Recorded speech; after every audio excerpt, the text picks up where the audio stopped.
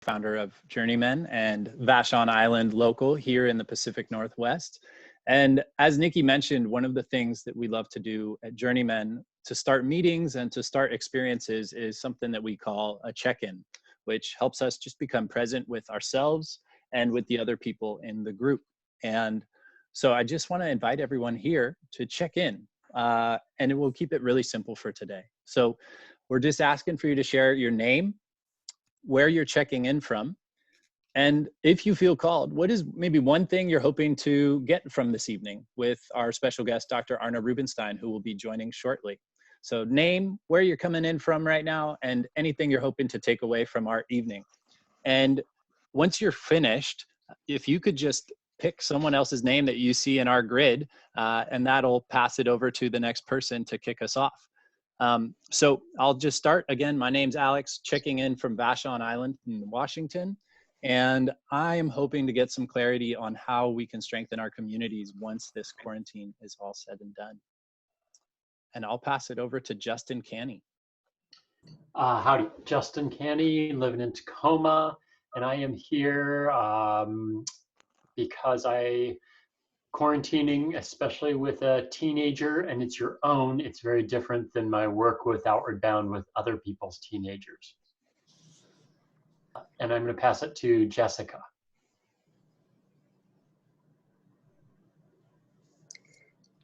Okay, sorry, I don't Zoom very much. I might be in the minority here. I'm Jessica Kennan, and I am on Vashon Island, and I have 2 teenagers at home, and I'm just really aware that this might be the hardest group for this quarantine. I think you have little kids, they love hanging out with their parents. Not quite like that here at my house. Some great things, but I'm looking for some guidance around media and how to offer them other things. And Jara, my husband, is here too. There he is. And I'll pass it to Max.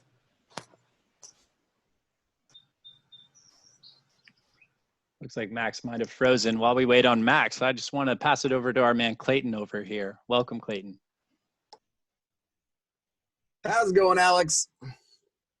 I'm Clayton. I'm checking in from Eugene, Oregon. I know Alex from college, and I've been following a little bit of what he's been up to, and haven't really found I haven't hit him up or anything to get started on helping or being a part of it, but I think it's super awesome what he's doing. So from a educational perspective, I'm excited to see what you guys got going on here today, and seems like a good thing to be working on. Thanks, Clayton. Oh, I gotta pass it on. Harris. Hey, I'm Harris Levinson. I'm an elder with Journeymen. I'm coming in today from North Frog Holler, which is South Vashon Island. I'm here because I'm a sucker for an Australian accent, let's be honest. And because I work with young people who, as a few of you were just saying, are having a really tough time. Jessica was just talking about it. And I'd love to hear some words of wisdom from Dr. Arne. How about Hamish? My name is Hamish. I'm here on Vashon. I'm with my mom. I'm not really sure what I'm looking to get out of this evening. I guess I'm just looking really forward to it, and just whatever happens. And so I suppose I'm going to pass it to my mom, Lola. Hey everyone. I guess one of the questions I have is how not to get back to normal. There's been a lot of there's been a lot of things we can't do, but we also there's a lot of space and time that's opened up, and I don't want to get back to normal. I want to keep the good things. So I'd love some insights about that. And I'm going to pass it. Who do you want to pass it to? Let's pass it to Max. Max. I'm Max Zuber. I'm checking in from Seattle, Arbor Heights.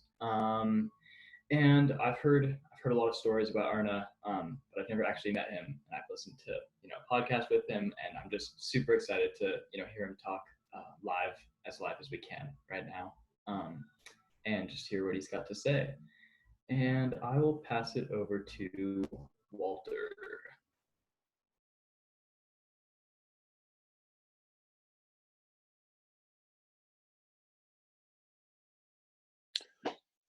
Hello, yeah. Walter Muller, much like Harris, I'm an elder with Journeymen Group, and I am very curious to meet Dr. Arne Rubinstein and find out what he has to say. He's been quite the inspiration for Nicky and Alex to launch the Journeymen project, and this piques my interest. And so as someone who is a source of inspiration and a mentor for them, I think it's something that I'm interested to know, where they find something for them. In other words, the village well that they drink from. I'm curious. And so it's curiosity that brings me here. So let's see, who else can I pass this on to? Has Jim spoken yet? Nope, that's perfect. Well, first off, I'm glad to finally figure out how to get to join this group. And I've come to listen. I just want to hear. And I forget who it was, because I don't know everybody here, that said about not going back to normal. And one of the things that I have been working with the Journeyman groups is laying down the idea, the grain of idea that I don't know what the answer is, but these young people that we're working with, when they come out the other side of this, they're going to know what not normal, what a new normal is going to be like. And I'm very curious to hear how it is that we, with our not knowing, help facilitate a good, healthy growth for these kids to move into a whole new way of living and being. So I'm in, and I don't know who hasn't and who has been called on, so help me out here. Nicky? Happy to go. Nicky checking in from Tacoma, soon to be Vashon. I'm looking to get some good old connection with a good mate, Arne, and just enjoy his accent, because ever since meeting him, I've tried to practice, and it's just not as good as the real thing. So really looking forward to that good old bold Aussie, brisk, just vocals. It's lovable. So that said, I'm going to pass it over to my brother Gabriel. Good to see you.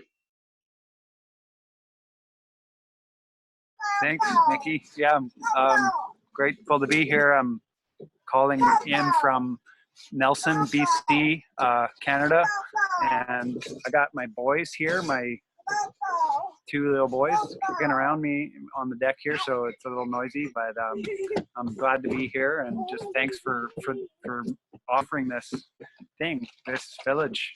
I'm excited to be part of it and see your network growing online, and to be part of it, and to be part of this reclaiming that we're all working on. Thank you. Should I pick someone? I don't know who. Let's go hands up if you haven't checked in yet. How about Kathy? Hi, I'm Kathy from the San Francisco Bay Area. I've been with Journeymen from the beginning, which is pretty exciting. Hi, Gary. And I am very excited to hear some things from Arne, who has, as people have said, big inspiration for the guys. And I think what he's going to say will not only be interesting for the youth, but I think it'll be really interesting for some of us grown-ups as well. So I'm very excited to hear what he has to say. And I'll pass it on to Amber.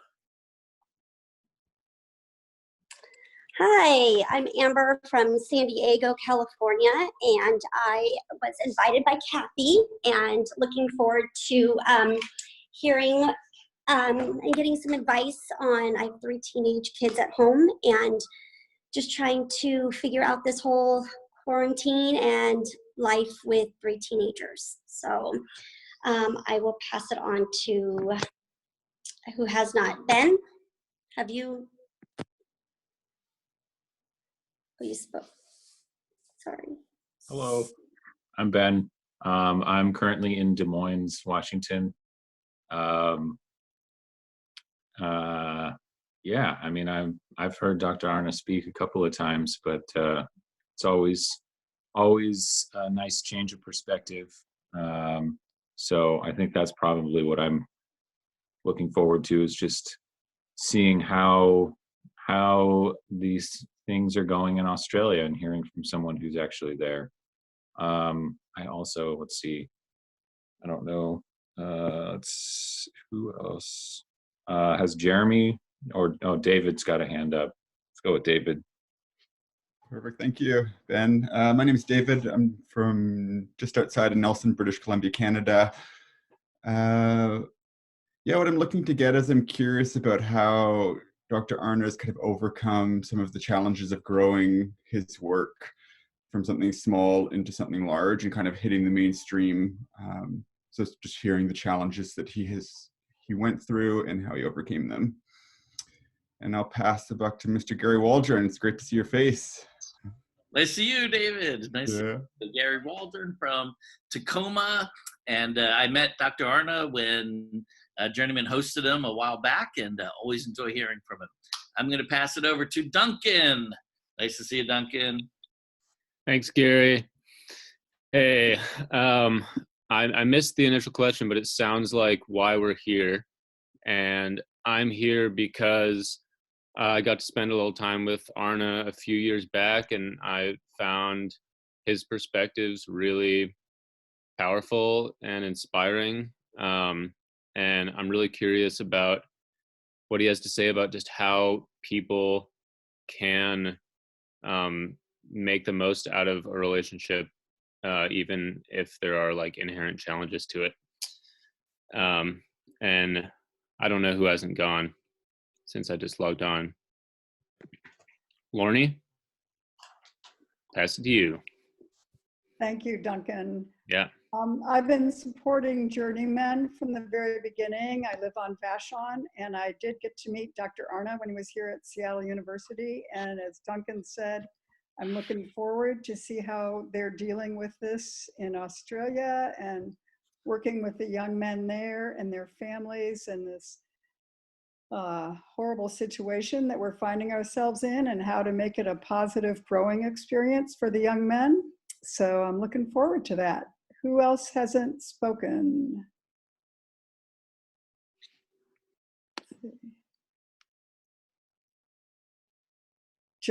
Justin?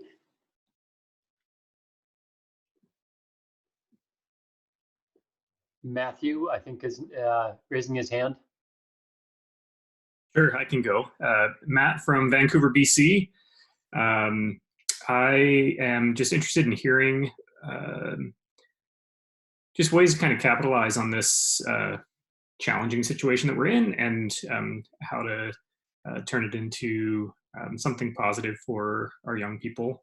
And I'm going to pass it on to Renee. Hi, I'm Renee, and I'm from Vashon Island. I have a 13-year-old son at home, and I'm just looking for some inspiration on how to connect more as a family during this time and with him, and just some inspiration in general around navigating these teen years. And let's see, Tate, gone? Sure. Hey there. I'm Tate Held in Seattle, Washington, and I'm really looking forward to seeing Dr. Arne speak again. It's been a couple of years, so that'll be good. And then hoping to get some ideas about creative facilitation, specifically over Zoom, and also how to build upon meaningful connections through a Zoom conference call. Thanks, Tate. I think we've got time for just a couple more if there's anyone that hasn't checked in yet. Brian and Becky from Orlando, Florida. Feeling the kinship with all our Cascadians. We were living in Vancouver before we moved here. We've got 2 teenagers. One, our son just joined the Band of Brothers course this summer. I think that one of the things that we keep searching for are ways to really connect, speak from the heart, listen from the heart with our kids. And so we're kind of looking for some, maybe some footholds for that. Thank you, Brian. And thank you everyone who has checked in. And if you have not, I appreciate you being here. I just want to echo again, everybody, thank you so much for joining us tonight. This is our very first time hosting an event on The Village, our brand new online community for teen boys and for supporters in their lives. So parents, coaches, mentors, and teachers. And I am just so heartened right now to see how many different parts of the country we have showing up on this call, and am finding myself appreciative of the power of technology. And I want to share just a brief story about our connection to Arne before he hops on the line here, which will be any minute. About almost 3 years ago now, actually, we had come across Arne's work down in Byron Bay, Australia. He had been leading the Making of Men, which is now the Rites of Passage Institute, leading youth Rites of Passage in Australia for almost 30 years now. And he became a huge idol of ours. And my co-pilot, Nicky, actually reached out to Dr. Arne through email about 3 years ago, asking if we could interview him for a podcast. And that outreach proved to be more fruitful than we ever could have imagined. He not only said yes to the podcast, but he said, what else? How can I help? And what followed was Arne flying all the way out to Vashon to help us co-create our very first camp that we've ever facilitated here in the Pacific Northwest. It was a father and son camp out. And ever since then, he's been a mentor to Nicky and I, and really helped shape the way that we do our work here in the Pacific Northwest through Journeymen. And we are deeply grateful to be having him join us tonight. And so with that, I want to pass it over to Nicky for a few final words before we welcome Arne. Mm-hmm. Thank you. It's so good to hear so many voices and truly just geographic diversity, East Coast of the USA and Canadian folks and folks from Cascadia and down in California. Again, the beauty of technology is weaving this work all across the globe. And one of the reasons that we were encouraged to really tap into this was a phone call that I made to Arne a couple months ago. And he's with us now, so welcome, Arne. And I just want to relay this super briefly. Like you were like, don't wait, just start creating something new and innovate and deliver your services to your people. And it's because of that encouragement and the way in which you've supported us that we're here right now, that the village exists, that we're doing what we do. So thank you, brother. It's an honor to have you. And I'd love to give you the same cue that we just gave everyone else on the check-in, which is, where are you joining us from today? And what's your intention for the time that we have together? Well, g'day, Nicky, g'day, Alex, and g'day, everybody. And I am in my on my property in Byron Bay in Australia on the East Coast. And I actually need to start off with an apology that I got it wrong and didn't realize we were having a group Zoom call. So I'm very embarrassed at being 15, 20 minutes late to a call like that.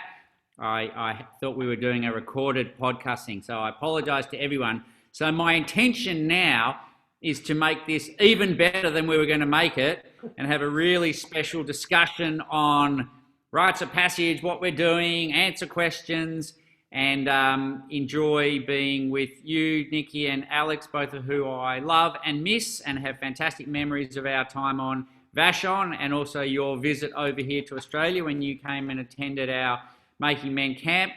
And yeah, I'm just looking forward to a rich conversation this morning, my time, and the evening, your time. Love it. Thank you, Arne. That both experiences, I don't think will ever fade from my memory. So I'd love to start us off with just a quick intro. You know, I know I know how you got where you are, but I'm wondering if you could just take a minute or two and share a little bit about your journey from, essentially being an ER doc to committing your life's work to Rites of Passage. Okay, sure. In a minute or two, I'll tell you 25 years, 50 years of my life history. I'm 56 years old now. I've got two sons, Jarrah and Jaden, all of which sort of connects into this. And in many ways, a big part of my life started when my wife and I separated, and she went back overseas to Canada, where she was from, and I found myself with a 1 and a 3-year-old in nappies, and I was on my own as a single father. And I think that was like my first rite of passage. I didn't even know what rites of passage were then. Definitely a time when I had to grow up from being a boy where I could just do what I wanted and really put somebody else's needs in front of my own. And at the time I was working as a doctor, and this whole event just challenged everything for me, and I started looking at my patients differently and spending a lot more time with them, and made sure I had a couple of consultations every day that went for an hour when I could really talk to people and find out their stories. And I was very interested in the older folks who came in and their story. And then I sort of started looking at, well, imagine if every person here is the same person, but just at different ages. And I saw a really clear pattern that people sort of went off the rails as teenagers, and often what they did then affected them for the rest of their lives, especially if they never acknowledged it and worked through it. If they sort of took the wounds and things they created, that could have a negative impact ongoing and lead to all sorts of problems, including their own parenting, including their own lifestyle choices.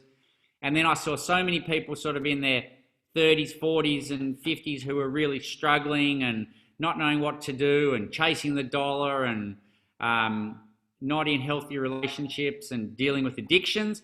And then I saw lots of older people who sort of felt excluded and wondering what they'd done with their lives. And I could just see this lineage that could have been so different, and that much of it started from these teenage years. And cutting a long story short, I got involved in some men's work, and we started looking at rites of passage and realized that all over the world, Indigenous and traditional communities would have created rites of passage, and that they were all done in a very similar way. The elements were always the same. So my passion became about studying what the elements were and looking at how we could bring that into a modern context and still do something today that was appropriate for who we are today, not pretending that we are back in Aboriginal or Indigenous times, so to speak, but creating for whatever community that we were in, appropriate rites of passage for our boys and our girls to really support them on their journey as they become adults. And then going on from there, realizing that it's not just about boys and girls becoming young men and young women and healthy adults, that actually the rite of passage concept extends through our lives, as in fact life is a series of transformations where we move from one stage to the next. And I'm very happy to explore that further, but that's sort of my initial answer to your question, Nicky. Thank you, Arne. So now I have a question. Alex, before you fire one at me, because I can feel it coming, mate, and I like that. I just want 30 seconds. Just tell me how many people we've got here. Do we have a breakdown of men and women, where we're from? Just give me a little bit of more background on who's joining us. I'd love to know. And once again, my apologies for not being here for the initial check-in. All good, Arne. Thanks for asking. I would say we've got about 40 plus people on the call here tonight, and we've got some teenagers, parents, mentors, facilitators on the call, people from all over the West Coast and a few in other parts of the United States and Canada as well. And we are deeply grateful for you being here today, Arne. So thanks again for joining us. Very happy. And can I open my chat window? Yes, I can. So if people have comments or questions as we go, please throw them in. And I don't guarantee that I will respond or answer them always, but I will if I can. And just interesting to see if we can make this a little bit interactive. I'm very happy to see what people have, and I know we've got some time for Q&A at the end. Yeah. Okay, yeah, Alex, I'm good for your question. We had planned to kind of take notes. I even took notes during check-ins on folks' intentions and such. So we'll leave that block of time. But if questions come up as you're rolling, Arne, people can feel free to just put those in the chat box, and we'll harvest what we can in that Q&A block. Okay, great. And I notice how the light is shining through my window at the moment and creating a sort of perfect thing on my bald head. So I'll just sort of move this around a little bit. Okay. All right. Well, thank you for that, Arne. One thing that we would love to explore is something that you've mentioned recently around the sentiments that in many ways humanity as a whole is going through a collective rite of passage during this time. And I'm wondering if you could say a bit more about that. Yeah, definitely. So, look, we have this idea that rites of passage are just for boys becoming young men, girls becoming young women at that stage. But actually, a rite of passage is an event that transforms us. We change. And I mentioned earlier this idea of life being a series of transformations. And I look at it that there's a staircase. And we move up the staircase, and we move from child to young, to teenager, to young adult, to grown up, to elder, and along the way we might take a staircase which goes to parent, grandparent, and married or not married. So there are all these significant events in our lives that are transformations, and ideally each of them would be marked with a rite of passage, because to transform from one stage to the next, actually our way of thinking, our psyche, our way that we see the world has to change. So if you think about how an 8-year-old sees the world compared to how a 50-year-old sees the world, clearly it's completely different. When my kids were 8 years old, their main focus in life was trying to get candy to eat and, wanting to watch television and play outside. And hopefully as a 50-year-old, my main priorities are around community, around family, around, creating a positive impact in the world. So that's sort of on an individual level. But there's, the world also progressively changes. We have the big changes, like we had the Industrial Revolution, and we've had world wars, and we've had things like 9/11, and all of these create a change to the world and create a change in sort of how the world sees itself and how people in the world see what's happening. And it can be on a global level, or it can be on a level of a number of different countries. But this is a global transformational process because pretty much the entire world is involved in this pandemic. I think something like 2/3 or more of people now are in some form of lockdown. And it's doing a number of things. It's definitely, and we can't travel, and we have to stay in our countries, in our homes. And so it's really created an event where everybody has to go home, and we have to really review our lives and what we're doing and what we're going to be able to do in the future. And we know it's a transformational event because life won't be the same afterwards. And one of the reasons why we are sort of struggling a little bit to accept that is because many of us, especially if we're sort of under 40, 50 years of age, haven't been through a lot of transformational events. So in my lifetime, there haven't been world wars, there haven't been nuclear bombs, there haven't been sort of global pandemics. And so it's a fairly new event. But my great-grandmother, who was born in 1900, went through the First World War, went through the Second World War, went through she went through the Spanish flu, the Korean War, the Vietnam War, and a number of very major things. And the other reason that we know it's a rite of passage is because I spoke about this thing around the stages of a rite of passage. So there are 3 stages. The first is a separation from our normal day-to-day lives. The second is where we go into a container and we actually transform. And the third stage is a reintegration back into the community, but in a different place. So if we look at the first stage of a rite of passage, which is a separation from our day-to-day lives, there's no doubt we've all separated from our day-to-day lives. We're not going to work in the normal way. Our incomes have changed for many of us. Unfortunately, for many people, there are relatives who are very sick or even passing away.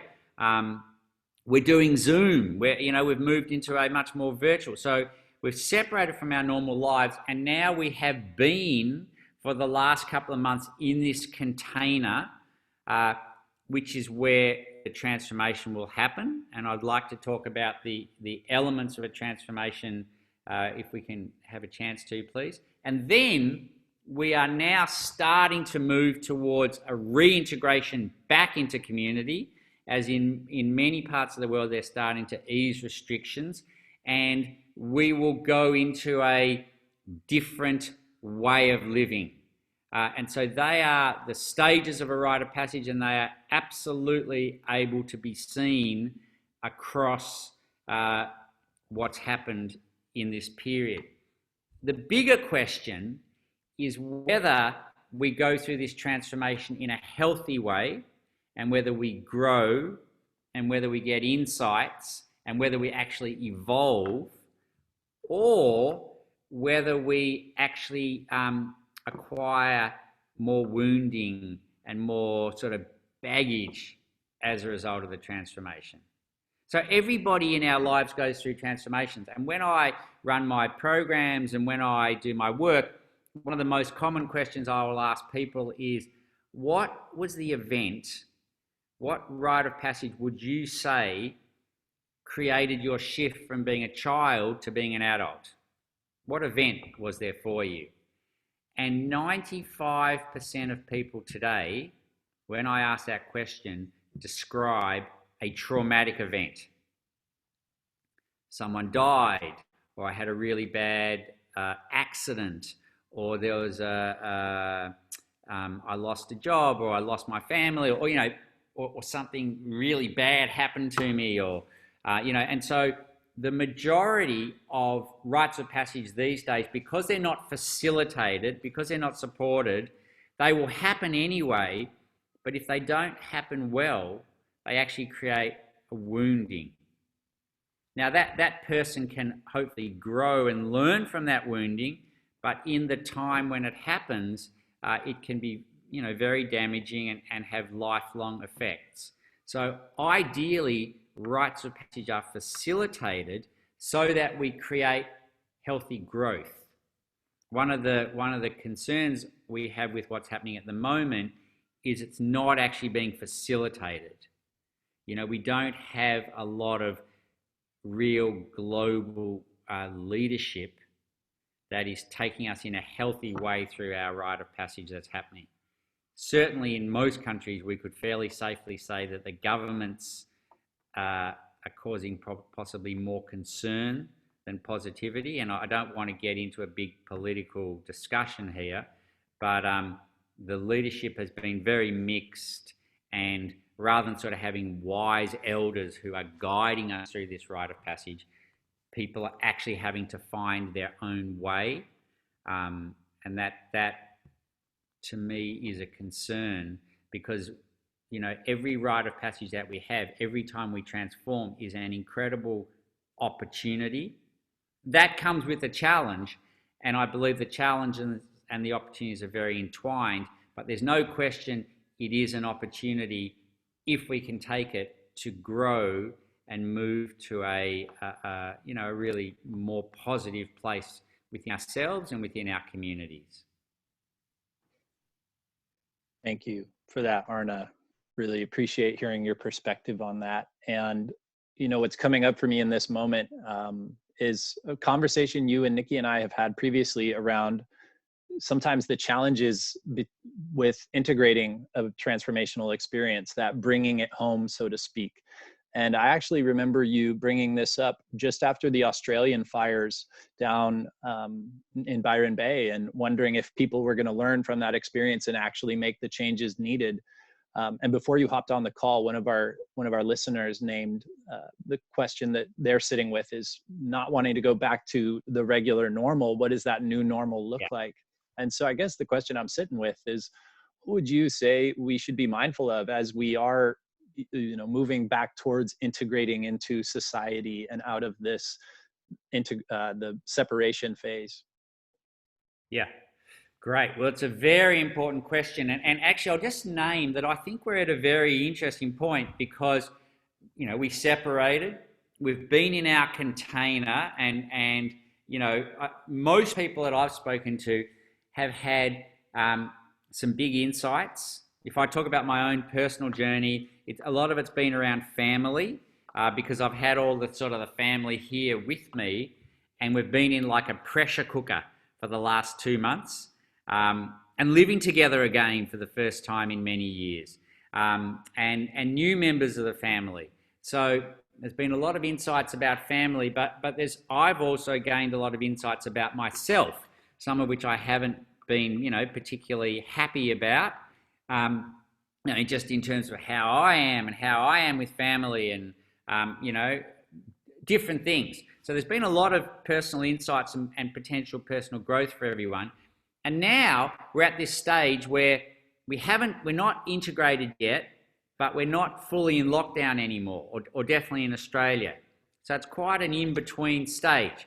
And the real key is to identify and capture what are the things that we realized about ourselves that we want to do differently, that we want to bring more of into our lives, that we want to let go of, so that we don't find ourselves in 2 or 3 months going, oh, well, that all happened, but nothing's changed except the economy's, in the toilet. It's got to be, what can we change about ourselves? So I would really encourage people to do an active process of capturing what is it that you've realized and that you want to change and you want to do more of, and not only capturing it, and when I say capturing it, writing it down or drawing it or making a painting of it or a clay, whatever way works for you, and then sharing that with your immediate community. And that may be your friends, it may be your family, it may be a bigger group. But a Rite of Passage is supposed to be a community event.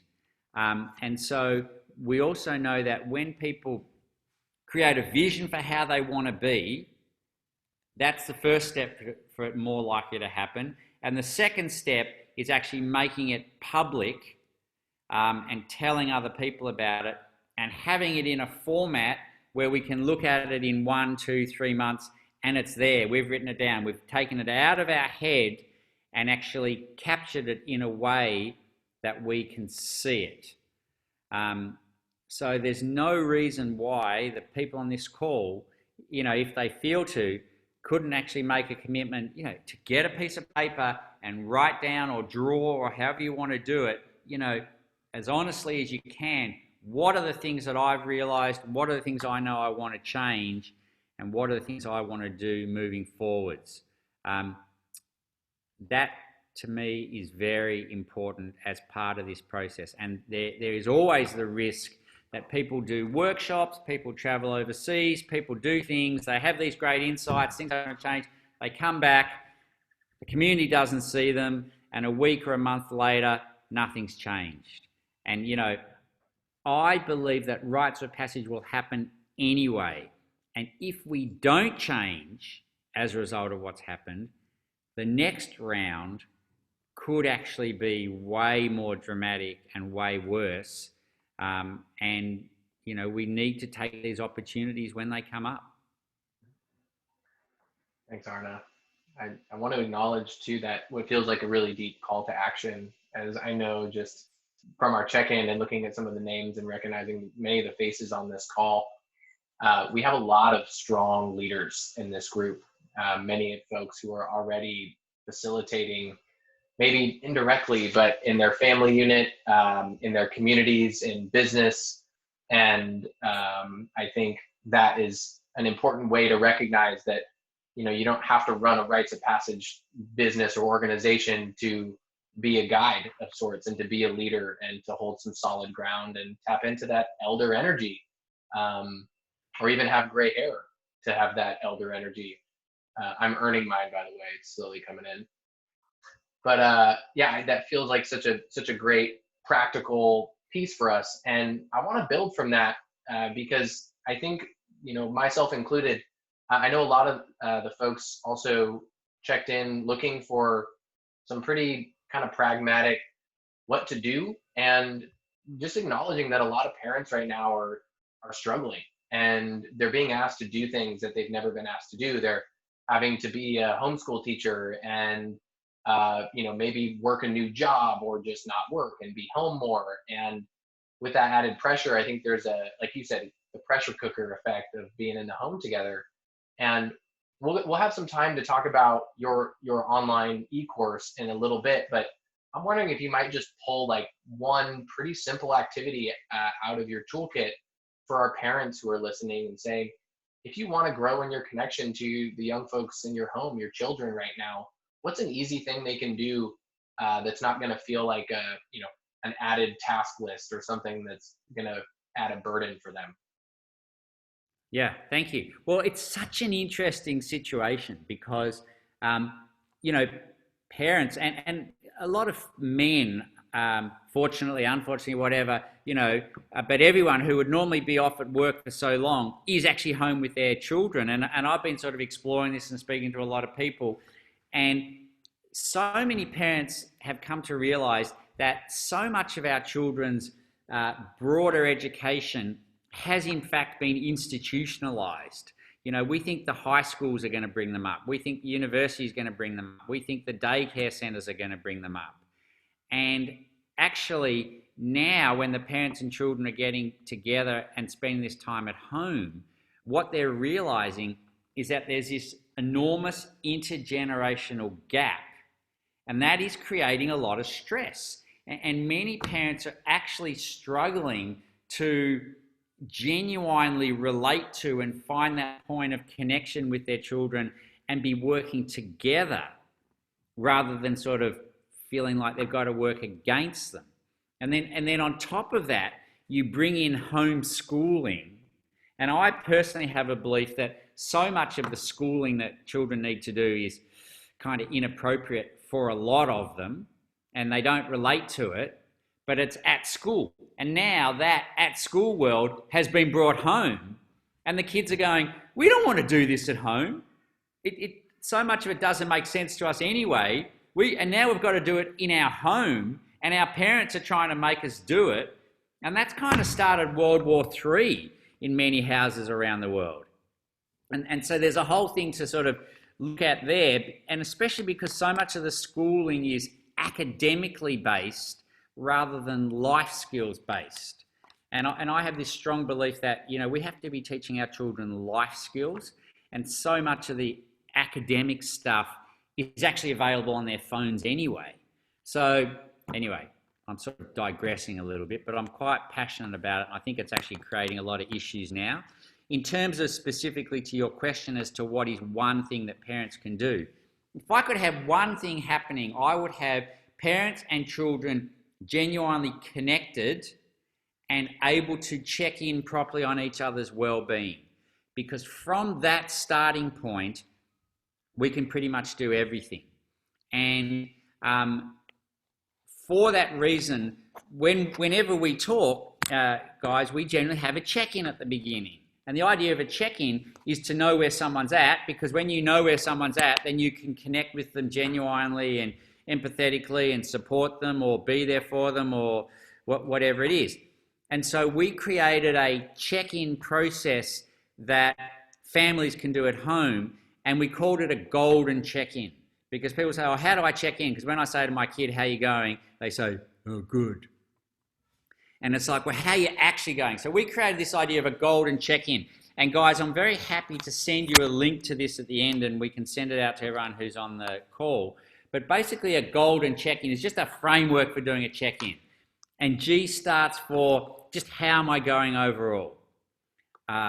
O starts for what have I been occupied with, what have I been doing.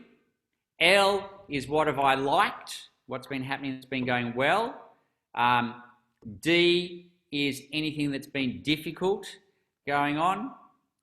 E is for what am I excited about that's coming up, or is there anything I'm nervous about? Is anything edgy going to happen? And N is for what do I need? What support do I need, or what do I need to be able to go forward in a healthy way? And just that structure of the golden check-in, how am I going? What have I been doing? What have I liked? Anything been difficult? Am I excited about things, or am I nervous about anything that's going to happen? And what do I need in terms of support? Just doing that has been quite remarkable in that parents have said, wow, this has given us a structure, and it's something that we can do in 5 or 10 minutes around the dinner table. And then it's opened up so many possibilities and so many different conversations around it. And the other extraordinary thing that I've loved hearing, and because this is the first part of our e-course, is teaching people to do this golden check-in, is how many parents tell us that their young children, 7, 8, 9, 10 years of age, they said, we can't believe how eloquent they are, and we can't believe how aware of the situation in themselves and what's happening they are. And when they have this structure to check in around that, it's really been quite revolutionary. So if I could do one thing, I would get people doing golden check-ins regularly in the home. Love it. And I love the invitation too, just as a reminder that this is not just for teens. Like, you know, our oldest is 6, and I think that just the recognition that typically our children tend to be aware of slightly more than, or much more than we would like them to be.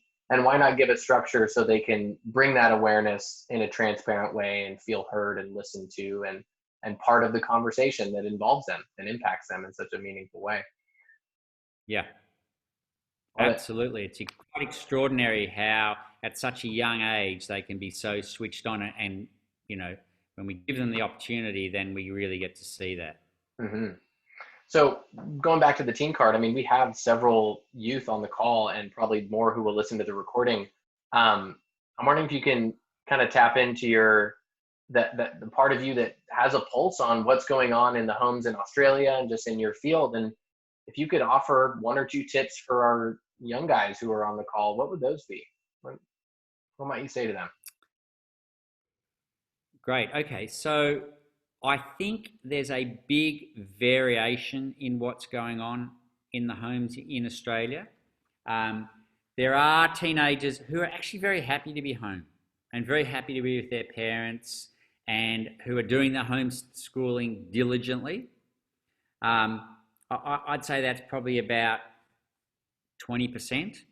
I think there are quite a few teenagers who are really struggling, and who are struggling with not being able to see their friends and not being able to socially interact. And on top of that, not really relating to the whole virus thing, going, well, I'm not going to get sick anyway, and it doesn't really affect me, so why do I have to stay home? Plus, in Australia, we've had 100 deaths, I think 101 deaths. So relatively speaking, that's a good result. And there are a lot of teenagers going, well, there's 16 million people in Australia, and there's been 100 deaths, and why do we still have to stay home? And then we have to do this schooling that we don't relate to, and our parents are looking over our shoulders every 5 minutes. And so what I say, first of all, to parents is that we can't force our teenagers to do things anymore. That world has gone. And it really has to be about connecting as well as we can with them and finding out what they want, what they need, and supporting them to make their own choices. My personal belief is that if all the kids didn't do, really much academic work for a few months, but learned life skills, learned to actually communicate even better, learned resilience, learnt even home-based things like cooking and cleaning and making a veggie patch or whatever it is. There are a million different things, but actually learnt things through connection, that would be really healthy. And if they engaged in, you know, good conversations, and if they found out the stories of their parents and their grandparents, you know, there are so many things that we could be doing in this period. And I don't believe that we're actually supposed to be doing the normal things. And I don't believe that the aim of this period should be to take what we were doing and just do it a bit differently now, in that, you know, work is different, education is different, everything is different. And I actually think that the things that we need to be dealing with are the things that are right there in front of us. And if what's right there in front of us is learning how to live together in the house as a family, then that's actually what we need to be focusing on. And then in terms of the teenagers who are on this call, first of all, it's fantastic that we have teenagers on this call. And what I would want from them is to give them a voice.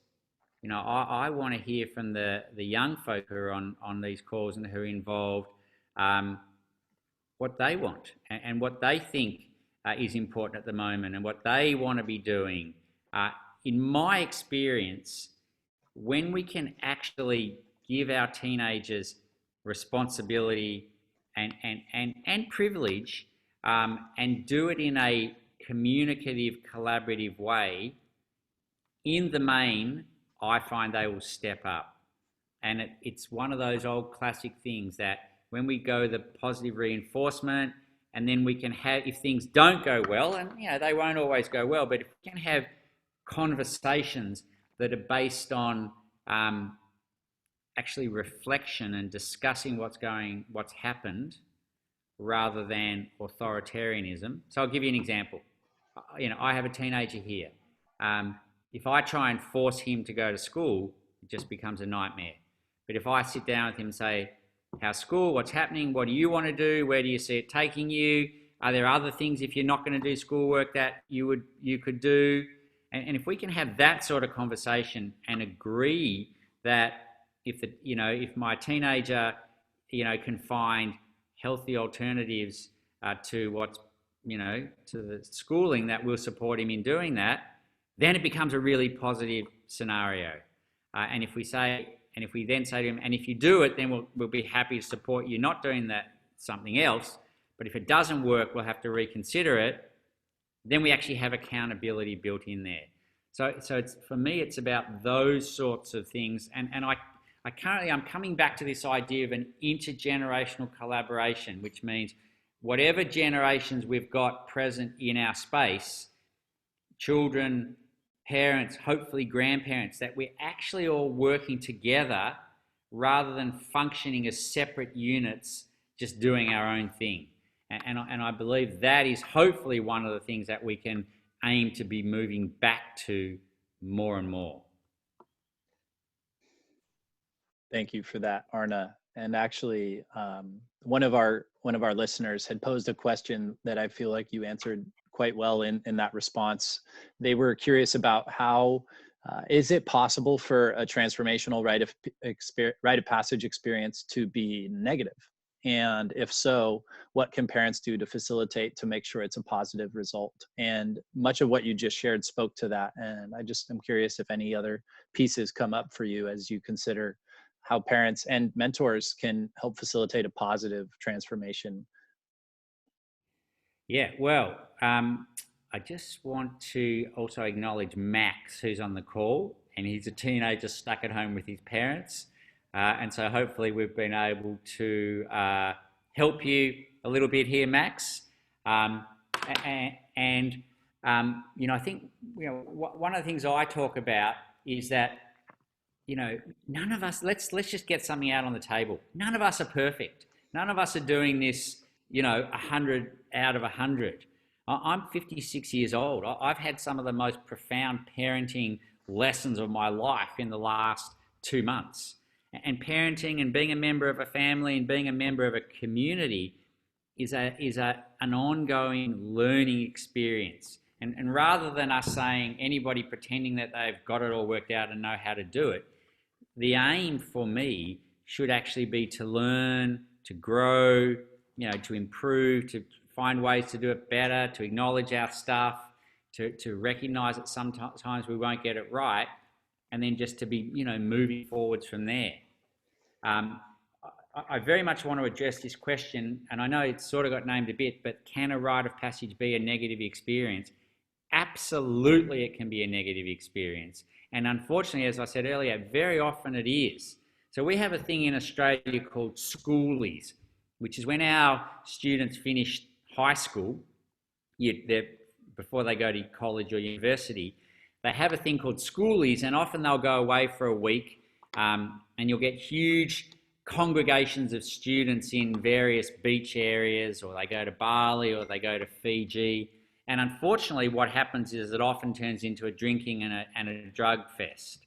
And, I understand that students are going to want to, everybody wants to experiment. That's one thing. But having worked as an emergency medicine doctor for so many years in hospitals in the vicinity of these schoolies programs, when I treat a 17, 18-year-old girl who's lost her virginity when she was drunk the night before with a guy she's never met, or a young man who's been king hit in a fight by someone drunk, or any one of 100 other different combinations, they are transformational events for those young people. They are rites of passage for those young people, and they are absolutely not the rites of passage that I want to see our young people going through. And we absolutely have this opportunity to be creating healthy rites of passage. And a big part of it for me is if we understand the stages and the elements of a rite of passage, then we can create them in our homes, in our communities, at work. We can create them globally. And my aim is actually to see rites of passage coming back into the mainstream, and to do that by doing this sort of thing, and by training as many people as possible to understand the framework, and then supporting them in the way that we have, Alex, you and Nicky, to create your own program in your own way, in your own community. Beautiful. And, one of the common challenges that we have seen for parents here in the Pacific Northwest, as I imagine you have down in Australia, and some of the folks on this call are curious to know, for parents especially, like, how can they approach the conversation with their son to encourage a rite of passage experience, especially if it feels like their son is closed off? I know we've had a lot of parents throughout our 3 years of running operations where they just say, my son's not interested, doesn't want to do it, won't have anything to do with it. And then the parents feel stuck. So I'm curious what advice you might have for parents as they navigate those conversations, specifically about rites of passage experiences. Yeah, look, it's such an important question. And actually last night, we had a meeting here with all the senior people from my organization. And we were talking about our Making of Men camp for boys and men that we've been running for nearly 25 years. And we've decided that as a result of this, pandemic, it's a great time to review it and say, what would we change? What would we do differently? And a significant part of our discussion was exactly that. How do you get the young men, or the boys, they're actually boys, to come to the camp if they don't want to? And interestingly, back in the day, they didn't ask them if they wanted to come. They just came and grabbed them in the middle of the night, or, pulled them out from around the fire, and, and they just went. But that's not the world that we live in. And in terms of creating contemporary rites of passage that are appropriate for today, we live in a world where a 14, 15, 16-year-old boy does have choice. So it really comes to enrollment. And oftentimes the mother is not the best person to enroll the son. And the father is also very much not the best person. Like, by the time they're 15, 16, they're often kind of at war with each other, really not listening. And when you get a dad come up to a son and say, hey son, how about turn your phone off for 5 days and come out in the bush with me and another group of men and boys and we're going to do a rite of passage, probably understandably that's not appealing to a lot of boys today. So we've decided we need to find a way to kind of meet them where they're at and actually target, do some of our marketing and our work specifically around the boys. And, I have mixed feelings about it, but it's what we need to do. So we want to put together some short videos and do some stuff potentially on social media and get some young men who've been on our camps and different young men, because we absolutely can't assume that every young man is the same. But we need to, we want to put together some footage that they can look at and basically have a group of young men talking about what the camp did for them and importantly how they felt before the camp and that they didn't want to go. Because about 80, 90% or 70% of the boys who come on our camps don't want to be there at the beginning, but by the end, overwhelmingly, they're really happy that they came and saw it as being a very positive experience. So we need to somehow translate that into the work with the boys. And, it may also involve going to the schools and talking to the boys or going to the places where they're at. We have to get clever about it. And we know that young men, when they're put in the right environment, they do shine. And when there are older men there who see them and who speak to them as if they are important and worthy, that they will, generally speaking, open up towards that. So we need to be thinking outside of the box, and we can't ignore the fact that a lot of the young men, it's not what they want to do straight up. So we need to find ways to change that. Thanks, Arne.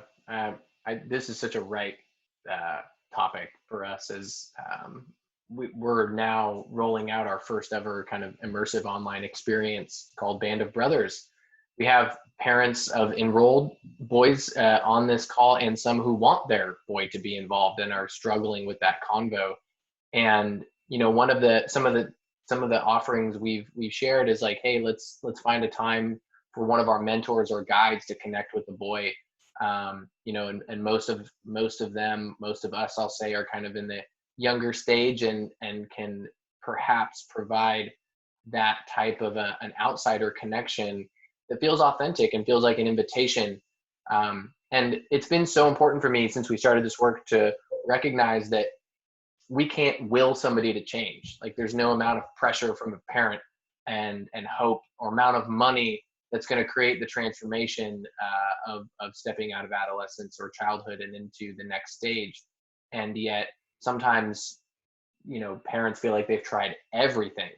And one thing that I'm really curious about is, looking at the privileges that are in the lives already of young guys and saying, do you think it can be effective, or is it potentially a pitfall to say, great, here's these things that you love doing that are privileges, your phone, your trips you want to do, these things that we extend to you that, are nice to have, but not needs. What do you think about tying some of those privileges to a willful participation in something like a rite of passage experience? Yeah, it's a dangerous concept that you are putting out here.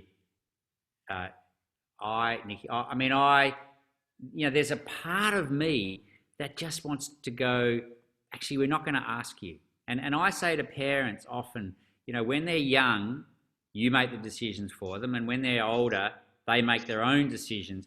And there has to be a transition point. And this may be the last major decision you ever make for your son. Or your daughter, if you're doing mother-daughter or father-daughter camps. But, that's the kind of the theory. But if you get a kid who's already got a PlayStation and an Xbox and a phone and say, I'm going to take all those things away from you if you don't do this program, And you're right, they are privileges, they're not entitlements. But I worry that we live in an entitled world, especially our kids, and it's a very hard thing to do. And I think every parent has to work out their own way of doing it. And I think I'm sort of more for the enrollment strategy, where if we can find a way to authentically, and authentic is such a key, because if you're not authentic, they'll know in 2 minutes and you're gone. If we can find a way to authentically connect with them through, you know, younger, older men, or even, you know, young men who've been on the programs, that for me is probably the way that I would like to see it happening at the moment. But it is a big problem, because there are a lot of young men out there who are angry, who you know, say they don't care, and who just don't want to have anything to do with parents. So we need to somehow start turning that around. And even, just last thing I'll say is, we started doing more programs for younger boys. So we started working with them 8, 9, 10, 11, because at that age, they were very happy to engage with us. And we found that by building a community and building a connection with them at that younger age, and them knowing us, when it came around to the time for the Rite of Passage, they were happy to come because they knew we were going to be there. And it's a bit of a long-term strategy, but given that we've been doing this work for 25 years in our community, you know, that time does pass, and it is something worth considering. If you can be starting to engage more with the younger ones, it'll make it a lot easier down the track. Love it. Just want to acknowledge the time factor, and the intention was to be wrapped up around 6, and we'd love to just extend a few extra minutes, make space for at least one more kind of audience theme. And then at the very end, we'll give you some time too, Arne, to talk about what you have going on, because my sense is quite a few of the folks here would be really excited about dropping into one of your online experiences. And then at the very end, we have this new thing we're doing with what we call high five questions, and actually came at the idea of one of our youth on the call. So I'm super excited about that. Want to make sure we have a little space for that. But I want to turn it back to Gabriel's question. So Gabriel's in a spot maybe not unlike Journeymen was 5 years ago, sitting with this question of how do I roll out some camps in my community that have never been done before. And in particular, you know, earlier on the call, you mentioned wanting to dive into these elements of the Rite of Passage. You talked about the stages, and to me, they feel related. Like if you're going to be designing a Rite of Passage experience for fathers and sons, or maybe different populations, but you're starting from scratch in a community, what might you say to Gabriel, and how important and how do you integrate these elements into the experience? Sure. Well, you know, g'day, Gabriel, and I love hearing, you know, young men who want to get programs happening, which is fantastic, and something I'm always happy to support. I think a big part is to understand what you're trying to do. So we've got this framework that we work with, which is based on what always happened in Rites of Passage. You know, I talked about these 3 stages of a separation, a transformation into a container, and then a reintegration. And then within that time in the transformation in the container, if we use stories well as a way of passing on wisdom and knowledge, if we create appropriate challenges, if we get people making a vision for the future and acknowledging what they need to let go of, and then we recognize and honor the gifts, the talents, the genius, and the spirit that we see in each of the participants on our Rite of Passage. If we do those things, we will create a transformational process. And so a lot of my work now is around training people and working through the framework and giving people a taste of the framework so that they can then create it in their own way in the community, which is exactly what we did with you, Nicky and Alex. And then you guys actually came out here and checked out our program and did that side of things. So I have run an online leadership training. I do have like a 6-part online e-course that people can get, and I'm going to do another online leadership training in the next probably August, September. Plus, you now have the resource of Nicky and Alex, who've been through the program and who are switched on and understand it and get the idea. So for me, it really is about, if we know that someone understands the framework, then we can help them to design their own program. If we just come in and go, oh, we're just going to do a Rite of Passage, we don't sort of really understand it, but we'll just get together. For me, I don't think we're doing the greatest service that we could. It's a bit like, if I'm going to become a motor mechanic, I spend a bit of time learning about cars and motors, and then I get in there and do it, rather than just sort of grabbing a car and say, I'll have a go. So if there are people who want to learn about the framework and who we can support, we're really happy to do it. And the whole idea is to create a community of people. And I'll just say again, it's not about having to do our program or a particular program, but it is about doing the framework in a healthy way that works best for your community, and recognizing that every community is different. Thanks for that, Arne. And as we mentioned earlier, we did want to leave a little bit of time to hear about some of the offerings that you've been cooking up down in Australia. And so I'd be curious to know, for the parents on the call, what kind of offerings do you have that are digital right now? And if you want to just share a little bit more about what those entail. Sure. I thought you were going to ask me about the sourdough bread that I've been cooking, which I have been loving doing, but it's digital stuff that you want. So I'm very happy to talk about that. But I have very much enjoyed being at home and getting back into some of the stuff that's just so much fun. However, from a digital point of view, because our business disappeared 2 months ago, we can't do our camps, our talks, our public speaking and things. And there was this thing of families being at home. So I developed a 7-part e-course called Parents and Children Growing Together. And that's available online. And the first module is free. So if people are interested, and the first module talks about a golden check-in, but it also starts into some stories and different things. And it's a combination of short videos and instructional worksheets. So if people want to find out about that, they can do so through our website. It's ritesofpassageinstitute.org. Rites spelled R-I-T-E-S, and it's .org. And that will take you to that e-course. We also have an e-course which people can apply for to do or to understand the framework. That's a 6-part e-course, and I will be doing an online Rites of Passage framework leadership training, which we're happy to keep people in the loop about. And then we've also started a Facebook group, the Rites of Passage community. And it'd be great. We want people in that. And then we'll put as much information on that as we can about Rites of Passage. And hopefully people will also put their own information on that. Plus, people can contact us through the website. So we really are trying to build the community and support people in whatever way we can. And our hope and our intention in time is just to produce more and more content so that we can support people remotely.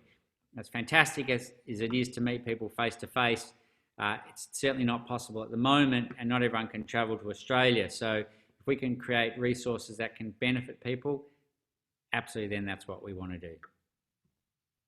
We're creating a village, Arne, and just want to reiterate how grateful we are for your willingness to say yes and show up and share your gifts with truly a global community.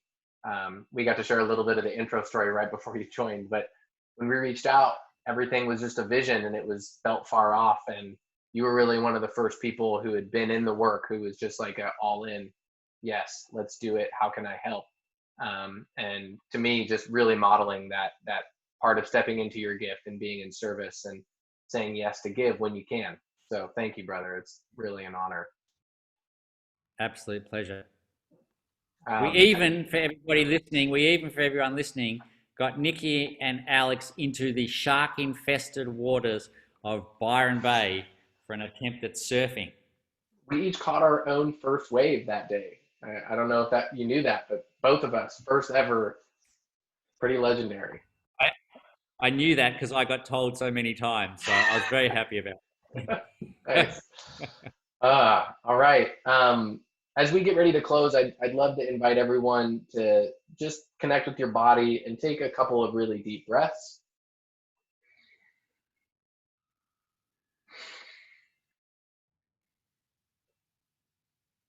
A lot of content's been shared, and I know for me, especially spending a lot of time in front of a screen, sometimes I can forget about my body and just the importance of checking in and staying present in the physical form. Extending a lot of gratitude to folks for showing up and generating such lively questions and participating in this experience and really making it what it is. So thanks everyone. And before we close, as I mentioned before, I really want to make space for these high five questions. So Arne, the intention with these is just to kind of answer from the intuitive voice, not think too much about it. They might be funny, they might be pretty meaningful in some regard, but we got 5 questions. Some of them came from youth who thought it would be funny to hear consistent responses to these from each of the guests we have on. So are you ready? Yeah, I'm ready. So ready. Arne's high five. All right, first up, would you rather fight 1 giant Alex or 100 tiny Nickies? 100 tiny Nickies. How I feel about that. You All right. like mosquitoes. You like mosquitoes. A giant Alex would just squash you. Fair enough. Fair enough. What is the first word, image, or memory that comes to mind when you say the word manhood? Sitting around a fire with a group of men at night. Number 3, what is one thing that's been nourishing your soul lately? The land, country, being on my land. Number 4, name one of your most humbling moments. Well, happened recently with my son, and just this realization of a selfishness around doing my thing, and just realizing that even though he's 29 years old, he needs more from me. He needs me just to be with him with no agenda and just with him. And I was very humbled by that. Yeah. So thanks. Thank you. And finally, our last one, if you could deliver a piece of wisdom to your teenage self, what would it be? Oh, go for it. Like, live life. Really do it. If there are things that you want to do, if there are ideas that you have, just go for it. Nice. Thank you, Arne. That's our high five and a wrap. And gosh, yeah, just extending the gratitude out to everyone for showing up and helping us build this village, this online space where these conversations will continue. I imagine one day, Arne, we'll have you back, and I can say from the bottom of my heart, I cannot wait to get in person with you, sit around a fire at night, be in council again, and be running camps, because I think we share this in common. That's probably one of the most fun things that we do. We're going to do it. I know we're going to do it again. I look forward to that as well.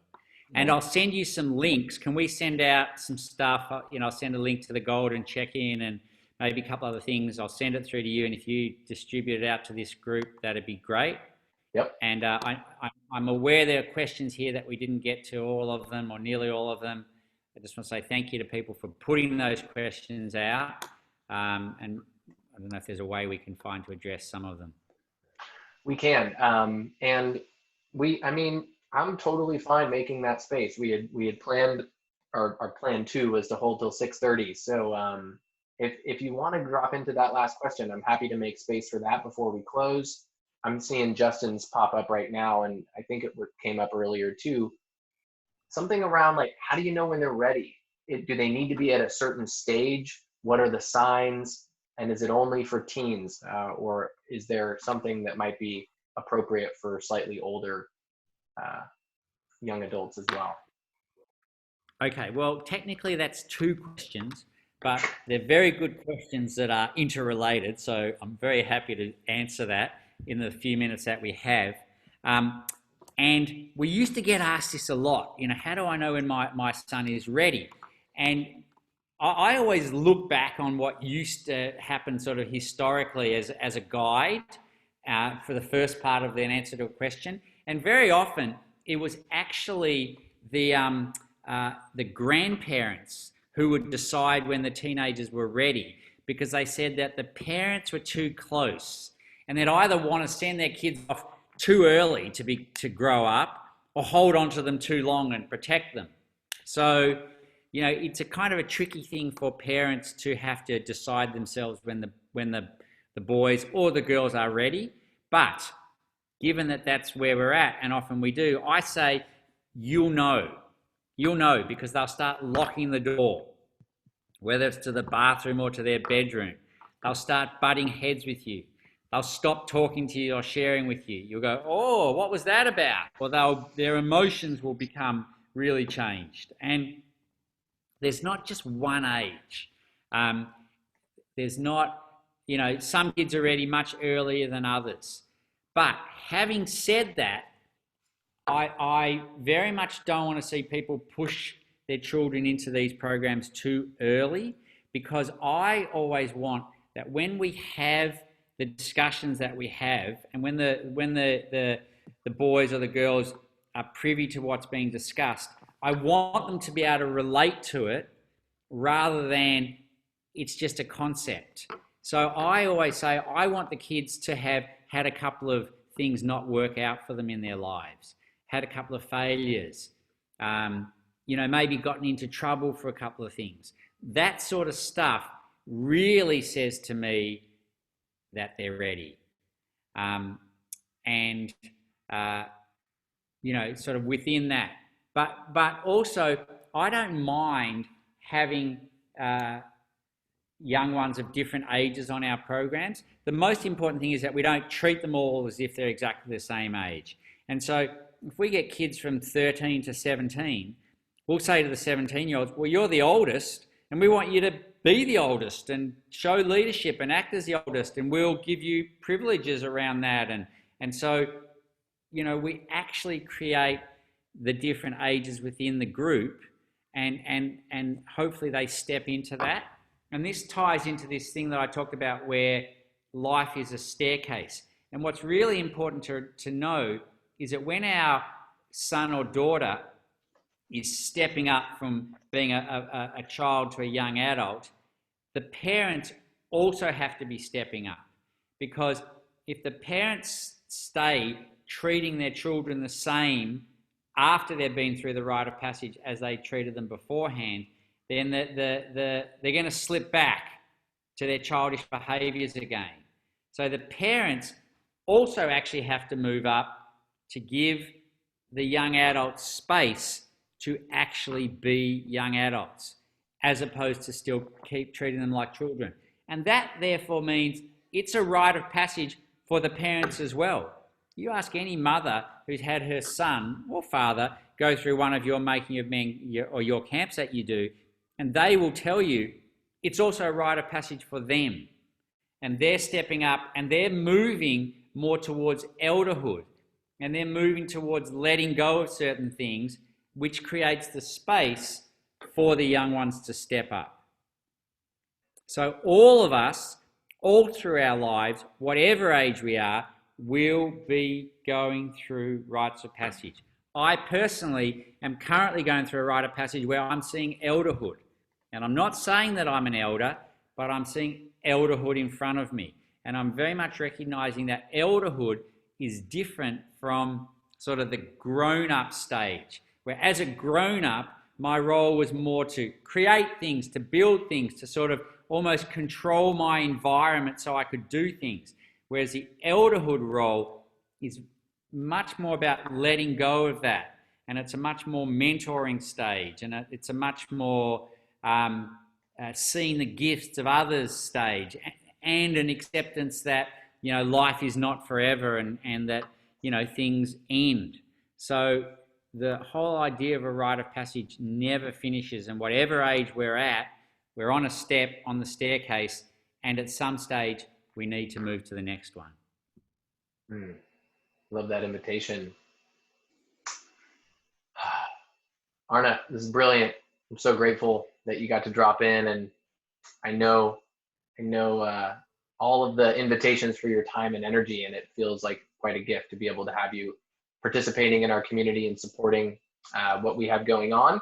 And just a reminder, we'll be sending out links to your e-course and the framework for the Golden Check-In, and just encouraging everyone to check out Arne's programs, and particular those who are interested in training and developing their own experiences. I can identify no better source of how to do it right than dropping in with Arne and his staff.